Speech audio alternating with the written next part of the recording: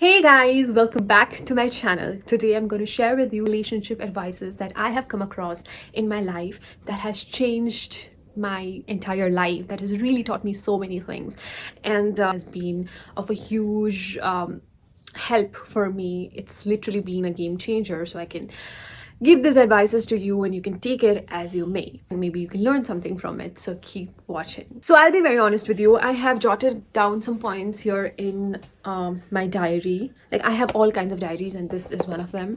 Without any further ado, let's get started with point number one. This was quoted to me by Dr. Joe Dispenza, and this is just so beautiful. List all the qualities you want in your life partner, right? And then be that person. Wow, just wow, because we always want a certain quality in our partner. Well, lots of certain qualities, actually, not just one or two. So the thing is, I need to look at myself first. I need to look at my character, my personality in the mirror. Why do I deserve a person that's top notch, top tier, when I myself have nothing to offer? So I always think that you need to build yourself up in order to attract a well-built man or a well-built woman. All right, so whenever you want a man or woman, like, according to your preference, you write their qualities down. You're like, okay, I want them to read books, I want them to have good vocabulary, I want them to be well settled, I want them to be intellectual, or I want them to be, like, qualities like that. And then be that person. Because when you are a person you want to attract, you attract like-minded people.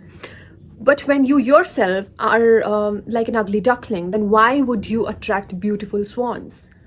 What do you have in order for those beautiful swans to be attracted to you? Like, why should they be obsessed with you or attracted to you when you have nothing to offer?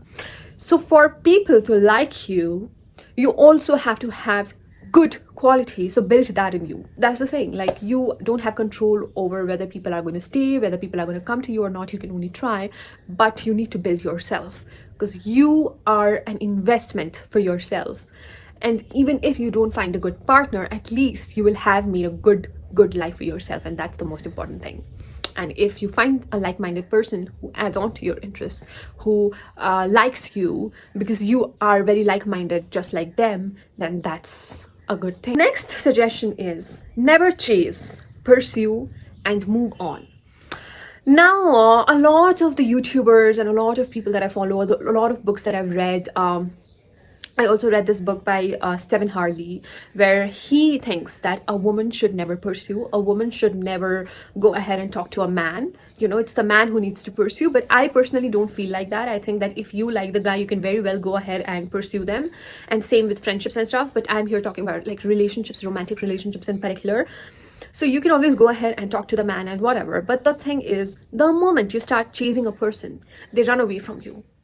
I'll give you a story. There was a guy that was completely obsessed with me. Okay, he wanted me so badly, but I never felt the attraction towards him. I would always drive away, and I used to feel like everyone, my friends and everyone were like, why don't you give him a chance, he loves you so much and stuff like that. But I never, and I tried, I tried to kind of reciprocate, but it never happened. So I ultimately said that it's not going to work and stuff like that. But the thing is, I normally wondered, why can't I love this person, right? Like, why am I feeling so repulsed and cringed and totally angry and frustrated at this person? But now that I think of it, I think that is because he was too much chasing me, like stalking me, trying to push my boundaries continuously. Like, when I went out of the house, he would arrive in front of my house to drop me, take me, even though I did not ask. And it really pushed. And even if I told him not to do that time and again, he wouldn't listen to me. So I completely lost respect for the man. And it must have hurt him a lot, because he liked me and I didn't respect him, and I pushed him. I never was in a relationship with him and stuff. But I think that's because he lost the respect that I should have given him by default, because of how much continuously pushy and how much pushy he was, how much he chased me. It was just embarrassing and very repulsive for me. And it's like I almost felt disgusted. Now, I know of a lot of guys who do this too. Like they chase women like crazy, and that's why they lose all the respect and power dynamics in the relationship. And it's very important to have healthy power dynamics in a relationship because both people need to really respect each other. Otherwise, it will not work. Similarly, I also know of women who chase men a lot. Like they're always available, they're even okay with being side chicks, and they are like, oh, you want me, I'll arrive there right then and there. And they think that because I love them so much, they would stay because nobody else would love them as much as I do. But that's not how it works. It's not about your feelings. It's about what kind of a person you are. Why should a person value you in their life if you're a doormat? So you need to have extreme self-respect, extreme dignity. And I'm not talking about ego here, I'm talking about dignity. Because if you do not have dignity, then people will not respect you. That's just how the world is, because the world doesn't owe you anything.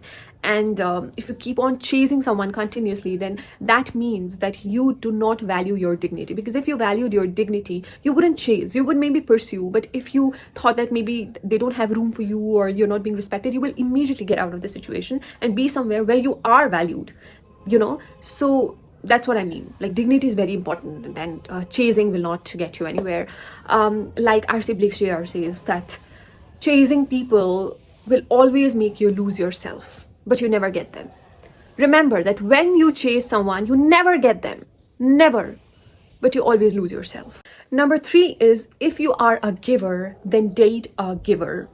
This is just like, wow, okay? Because I am a person who is very generous, very giving, and I know of a lot of people who are so okay with paying rents for their partners when they are having financial crisis. They're okay with paying, for their partners, and not 50-50 because they are not earning yet and they really want to support and build together, which is a beautiful thing altogether. But would the partner do the same for you? And you really need to test that for yourself, because it's very easy for you to do a lot for a partner and not get anything much in return, or even get cheated on and left over like this easily. It's so easy for people to leave even after having done so much, because people don't have shame and they just don't owe you anything altogether. And when you did something for them, you do not expect anything in return. And I know that that's what givers do, but some people just take and take and take and take and don't feel ashamed about it, and they leave suddenly, and that will really hurt you.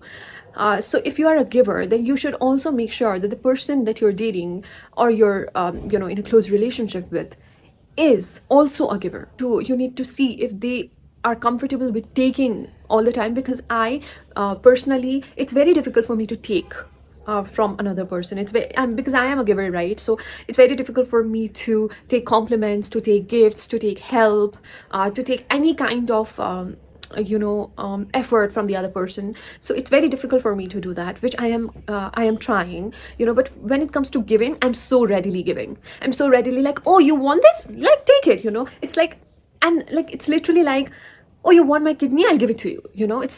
It's that's how it is for me. But when it comes to taking, I find it very difficult, and that's not how it should be. Like, relationship is between two equals. So if you're a giver, then you should also date a giver who will give you the same love, respect, effort, and the same things that you would readily give. So that's very important. Another thing is, as a teenager, and when I was younger, I'm still young, but when I was younger, I used to feel that love is about diminishing yourself. Love is about putting someone else's needs before yours. Love is about not caring about myself for the other person. But I think my definition of love has kind of changed. I think love is more about loving yourself and finding someone who makes you love yourself more. And the right person will always make you love yourself more. The next advice is, if you never find love or a suitable partner, do not worry or think that your life is incomplete. Now see, this is also a very important lesson, because as people, we have always romanticized love, especially romantic love. But if you never find a person who's compatible, a person who meets your standards, a person who really, admires and values you, if you never find them, I don't think that you should settle.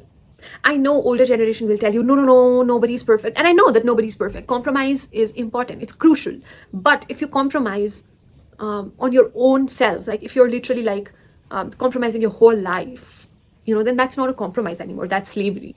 So you have to be also open to the idea of spending your life alone, because at the end of the day, there are also a lot of people whose partners die early age, who or even later in the years when you're older, your partner dies, and that's even more difficult to bear. But you still have to. Your partner only adds on to it. Your partner only makes your life better. But if you do not find someone like that, I don't think that you should settle and marry whoever you find and just settle and be unhappy, because life is too short to settle down with someone and be unhappy. I think you really need to be okay with the idea of not finding anyone and living the rest of your life alone. And it's not a sad thing.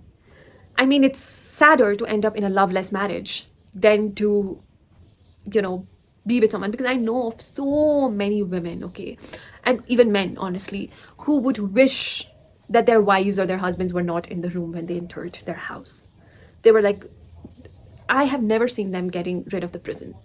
And if the partner dies first, then in the later years of their life, they become happy. But if the partner doesn't die first, then their entire life is a prison. And I know of people like that. So instead of ending up like that, it's fine to rather live alone and not really have anybody, honestly.